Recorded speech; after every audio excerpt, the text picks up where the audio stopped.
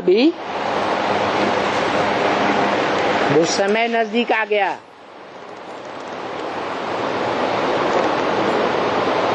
छिहत्तर में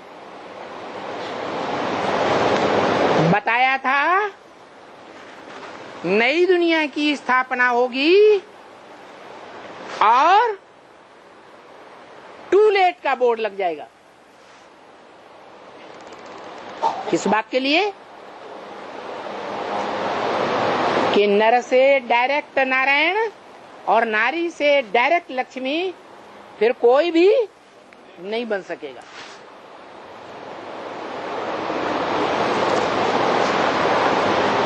दो का प्रत्यक्षता रूपी जन्म हुआ। मन के संकल्पों के आधार पर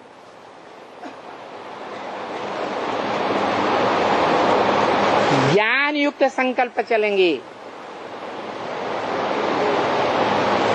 अज्ञानता के संकल्प नहीं चलेंगे।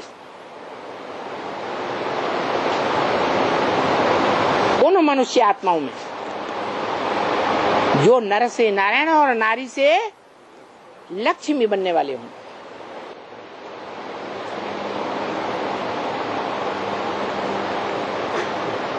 बाकी पुरानी ब्राह्मणों की दुनिया का विनाश, नए संगठन की शुरुआत, उस नए संगठन में जो सुप्रीम सोल बाप किसी मुकर्रर रथ में प्रवेश करके ज्ञान का बीज डालने वाला बाप बनकर पाठ बजाता है, बाद में उस बीज रूप बाप के लोप होने पर दादा लेखराज ब्रह्मा के द्वारा सृष्टि की प्रैक्टिकल माता, सहन शक्ति का आगार बन करके पाठ बजाता है। ब्रह्मा नाम से संसार में प्रत्यक्ष होता है। उसके बाद माता बेसिक पढ़ाई पढ़ा सकती है, हायर क्लास की पढ़ाई नहीं पढ़ा सकती, क्योंकि घर गृहस्थ भी संभालना है। तो सन 76 से वही सुप्रीम सोल बाप ज्ञान का बीज डालने वाला टीचर के रूप में प्रत्यक्ष होता है। गीता ज्ञान का विस्तार से इंटरप्रिटेशन देने के लिए, व्याख्या देने के लिए, जिसको संसार में सांख्य योग का प्रणेता माना गया है।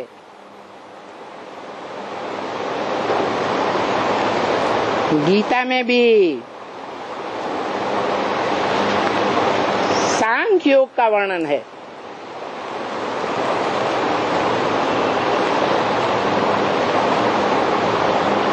कपिल मुनि का नाम भी आया हुआ है। सांख्य जैसे बताया, सह आख्या माने व्याख्या के साथ जो बात बताई जाए, विस्तार से बताई जाए, उसको कहते हैं सांख्य। वो सांख्य योग का प्रणेता कपिल मुनि, जिसके नाम पर काम्पिल्य नगर आज भी दुनिया के नक्शे में देखा जा सकता है, इंटरनेट में भी देख सकते हैं। कंपिल नगरे, जहां से ब्रह्मा के द्वारा सुनाया हुआ जो गीता ज्ञान है, उसकी विस्तार में व्याख्या शुरू हुई।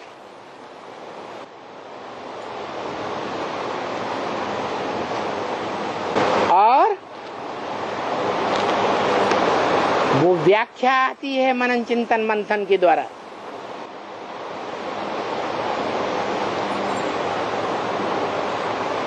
इसलिए बोला है, ब्रह्म वाक्य में ही बोल दिया, ब्रह्मा के मुख से ही बोल दिया। अभी ज्ञानामृत नहीं कहेंगे, अभी गीता ज्ञान है लेकिन ज्ञानामृत नहीं है। अमृत पीकर देवताएं अमर बनते हैं क्या? और अमृत कैसे बनता है? सार कैसे बनता है? मक्खन कैसे बनता है? शास्त्रों में प्रसिद्ध है सागर मंथन, ज्ञान सागर का मंथन।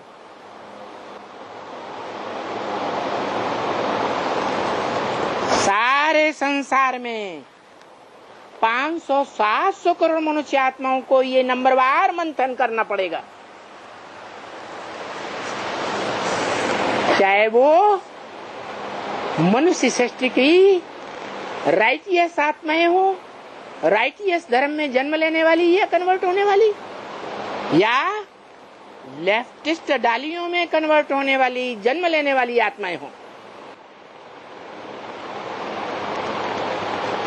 उनको गीता ज्ञान का मंथन जरूर करना पड़ेगा।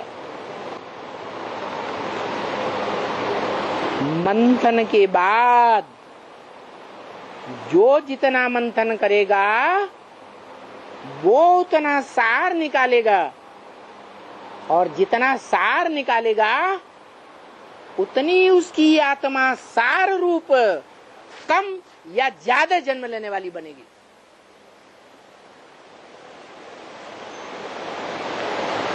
मना 500-700 करोड़ मनुष्य आत्माओं को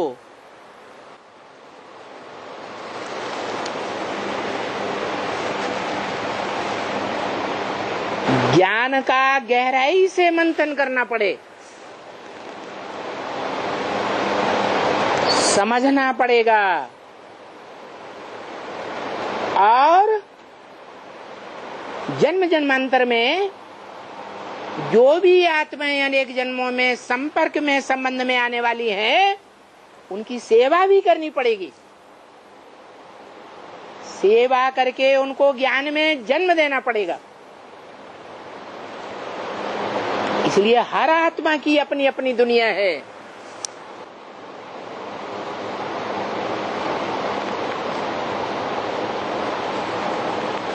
500-700 करोड़ मनुष्य आत्माएं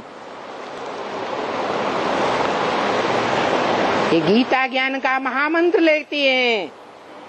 क्या महामंत्र? मन मना भव। कौन सी आत्मा ने कहा है?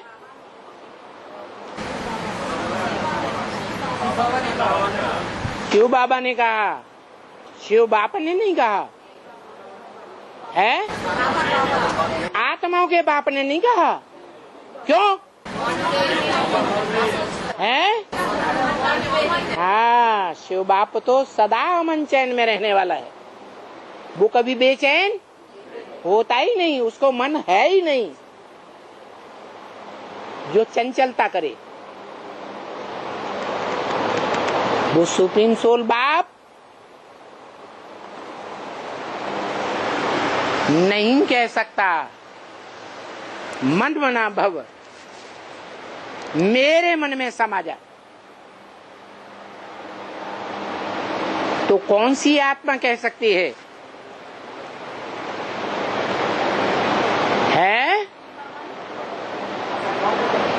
सुप्रीम सोल आत्माओं का बाप जिसमें मुकर्रर रूप से प्रवेश करता है, वही आत्मा कहती है मन मना भव,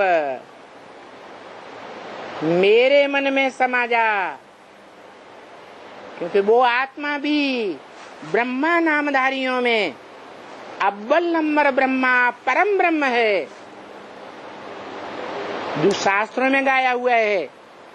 गुरु ब्रह्मा गुरु विष्णु गुरुर्देवो महेश्वर गुरु साक्षात परम ब्रह्म तस्मै श्री गुरुवे नमः। दूसरों को नमः नहीं। नमन का मतलब ये है बुद्धि झुकाना, अर्थात मन मना भव हो जाना। उसके मन में जो समाया हुआ है, उसी मन में समाये हुए स्वरूप में सारी दुनिया की मनुष्य आत्माओं को समा जाना है। उसके मन में क्या समाता? एक शिव बाप, दूसरा न कोई, एक ज्योति बिंदु समाया हुआ है, एक लव्य जिसे कहा जाता है। वो आत्मा कहती है मन मना भव, मेरे मन में समा जा। अर्थात दुनिया के 500-700 करोड़ मनुष्य आत्माओं की प्रैक्टिकल स्टेज याद की,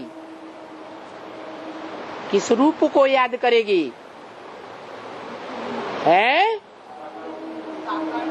जिस रूप को हम बच्चे याद करते हैं, साकार में निराकार को याद करना।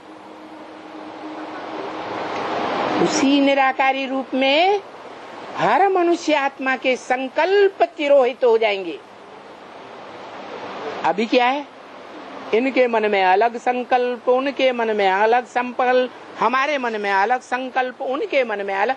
500 करोड़ के मन के अंदर अलग अलग संकल्प चल रहे हैं। अलग अलग संकल्पों के बलबूले उठ रहे हैं, जैसे सागर में बलबूले उठते हैं, छोटे बड़े उठते हैं, फूट जाते हैं, समा जाते हैं, उठते हैं, समा जाते हैं। तो शंकराचार्य ने कह दिया, सारी दुनिया की जो मनुष्य आत्माएं हैं या जो भी प्राणियों की आत्माएं हैं, वो सब सागर के बलबूले के समान हैं। छोटे बड़े बलबूले बनते हैं, बिगड़ते हैं, बनते हैं, बिगड़ते हैं। तो उन्होंने जो संकल्प किया था, वो सच्चा संकल्प था या झूठा था? सच्चा था, झूठा संकल्प।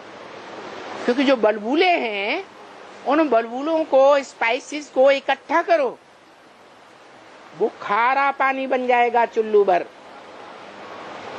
समंदर खारा है तो चुल्लू भर पानी भी बुदबुदों का खारा रहेगा।